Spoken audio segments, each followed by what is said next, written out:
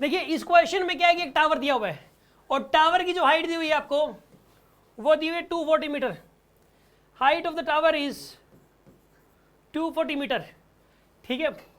और यहां से एक बॉल को प्रोजेक्ट किया गया, यहां से एक बॉल को प्रोजेक्ट किया गया 10 मीटर पर सेकंड की स्पीड से, 10 मीटर पर सेकंड की स्पीड से एक बॉल को प्रोजेक्ट किया गया। और एक बॉल को कितनी स्पीड से प्रोजेक्ट किया गया इसमें? 40 मीटर पर सेकंड की स्पीड से, राइट।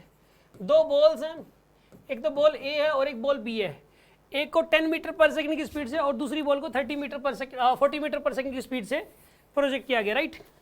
अब सुनो, इसके अंदर जो है ना, यहां पर यह बताना है कि यहां पे ए के रिस्पेक्ट में बी का एक्सटी ग्राफ बनाना है। ए के रिस्पेक्ट में बी का एक्सटी ग्राफ बनाना, कौन सा सही होगा? तो एक काम करो, इसमें ए के रिस्पेक्ट में करना है तो ए को रोक दो। ए की जो वेलोसिटी है वो पलट के दे दो बी को, ए की वेलोसिटी बी को आपने पलट के दे दी और एक्सेलरेशन भी पलट के दे दो। इसके पास एक्सेलरेशन जी का नीचे की तरफ था, इसके पास जी का एक्सेलरेशन किस तरफ था? बी के पास नीचे की तरफ, और इसके पास भी जी का एक्सेलरेशन नीचे की तरफ था, तो इसको पलट के दे दिया, जी ऊपर की तरफ हो गया, तो जी से जी कैंसिल हो गया। अब इसके रिस्पेक्ट में इसकी स्पीड 30 कांस्टेंट रहेगी ऊपर की तरफ। ए के रिस्पेक्ट में बी की जो स्पीड है वो 30 मीटर पर सेकंड कांस्टेंट रहेगी। ये बात मानते हो आप? लेकिन हमेशा नहीं रहेगी। ये कहानी तब तक चलेगी जब तक इनमें से एक बॉल गिर नहीं जाती। पहले कौन सी बॉल गिरेगी ग्राउंड पे? ए गिरेगी ना पहले। ये ऐसा थोड़ा ना गिरी। अब रियलिटी पे आओ, अब इसके रिस्पेक्ट में मत सोचो, अब रियलिटी पे आओ। रियलिटी में क्या होगा? ऐसा तो है नहीं कि दोनों ही हवा में रहेंगे हमेशा के लिए। पहले रियलिटी में ए वाली गिरेगी, फिर थोड़ी देर बाद बी वाली गिरेगी। कितने टाइम के बाद गिरेगी? एक्स्ट्रा कितना टाइम लगेगा? इसकी स्पीड रियलिटी में आओ, रियलिटी में इसकी स्पीड 40 थी, तो ऊपर जाके यहाँ तक आने में 8 सेकंड लगेंगे इसको यहाँ से यहाँ तक आने में 2 सेकंड लग जाएंगे।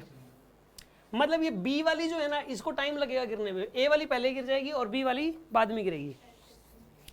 मतलब सुनो बाप, यानी कि ए के रिस्पेक्ट में बी की स्पीड 30 तब तक ही कांस्टेंट रहेगी जब तक ए वाली गिर नहीं जाती, क्योंकि हमने ए का जो जी है वो भी तो पलट के दे रखा है बी को। लेकिन बाद में तो इसके पास एक्सेलरेशन ड्यू टू ग्रेविटी रहेगा ही नहीं, खत्म हो जाएगा क्योंकि गिर चुकी है ये। अब देखो इसकी स्पीड 30 कांस्टेंट रहेगी, यानी स्लोप पॉजिटिव कांस्टेंट आएगा। स्लोप पॉजिटिव कांस्टेंट तो इसमें भी है, इसमें भी है, इसमें भी है और इसमें भी है। तीनों में स्लोप पॉजिटिव कांस्टेंट दिया हुआ है। स्लोप पॉजिटिव कांस्टेंट तीनों में है। यहाँ से लेके यहाँ तक तो तीनों ही ठीक है। वीटी ग्राफ ठीक है ना, एक्सटी ग्राफ तीनों ही सही है। लेकिन अब गिर चुकी है एक बॉल, अब दूसरी जो है ना वो आ रही है।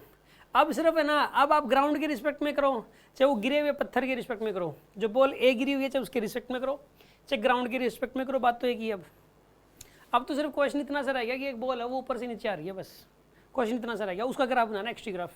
जब बॉल ऊपर से नीचे आती है तो वो बढ़ती हुई स्पीड से आती है, स्पीड तो बढ़ेगी, स्पीड बढ़ेगी यानी स्लोप बढ़ेगा, और वेलोसिटी नीचे है उसकी नेगेटिव में। हमेशा ग्राफ ड्रॉ करते वक्त वेलोसिटी के साइन का जरूर ध्यान रखना, वेलोसिटी और एक्सिस दोनों के साइन का। इस तरफ पॉजिटिव लेना, इस तरफ नेगेटिव, ऊपर पॉजिटिव नीचे नेगेटिव। ग्राफ के केस में खासकर ध्यान रखना ही पड़ेगा। हर जगह सारे ग्राफ, सारी किताबों में इधर पॉजिटिव साइन ले रखा है, इधर नेगेटिव, ऊपर पॉजिटिव नीचे नेगेटिव। तो जब बॉल ऊपर से नीचे आ रही है तो वेलोसिटी उसकी नेगेटिव है और नेगेटिव में बढ़ रही है, तो स्लोप नेगेटिव होगा और नेगेटिव में बढ़ेगा, नेगेटिव इंक्रीजिंग स्लोप होगा। नेगेटिव इंक्रीजिंग सिर्फ इसका है, इसका देखो हॉरिजॉन्टल से वर्टिकल हो रही है, हॉरिजॉन्टल से वर्टिकल हो रही है, इसका स्लोप नेगेटिव इंक्रीजिंग है, इसका स्लोप नेगेटिव डिक्रीजिंग है, इसका स्लोप एकदम से वर्टिकल है, इसका स्लोप नेगेटिव कांस्टेंट है। तो यही आंसर होगा इसमें। हाँ जी, अभी भी बोलो, कोई डाउट है तो। इसको दो पार्ट्स में सोचना है आपको, इस क्वेश्चन को दो पार्ट्स में सोचना है। एक पार्ट में तो जब तक बॉल ए गिरती नहीं है, और दूसरे पार्ट में जब बॉल ए गिर चुकी है। जब तक बॉल ए गिरेगी नहीं तो बॉल ए के रिस्पेक्ट में बी की स्पीड कांस्टेंट रहेगी 30 मीटर पर सेकंड, ना घटेगी ना बढ़ेगी, इसलिए स्लोप ऐसा, इसलिए ग्राफ ऐसा आएगा, स्लोप पॉजिटिव कांस्टेंट। फिर बॉल जब ए गिर चुकी है तो जो बॉल बी होगी, अब उसकी जो स्पीड है अब वो बढ़ेगी और नेगेटिव होगी उसकी वेलोसिटी और बढ़ेगी, तो नेगेटिव इंक्रीजिंग स्लोप आना चाहिए ग्राफ का। नेगेटिव इंक्रीजिंग यहाँ पे सिर्फ इसी का है और किसी का भी नहीं है इसके अंदर। यस, अभी समझ में आया कि नहीं आई बात आपको? यस, कोई डाउट हो तो बताओ इस बात में, कोई शक?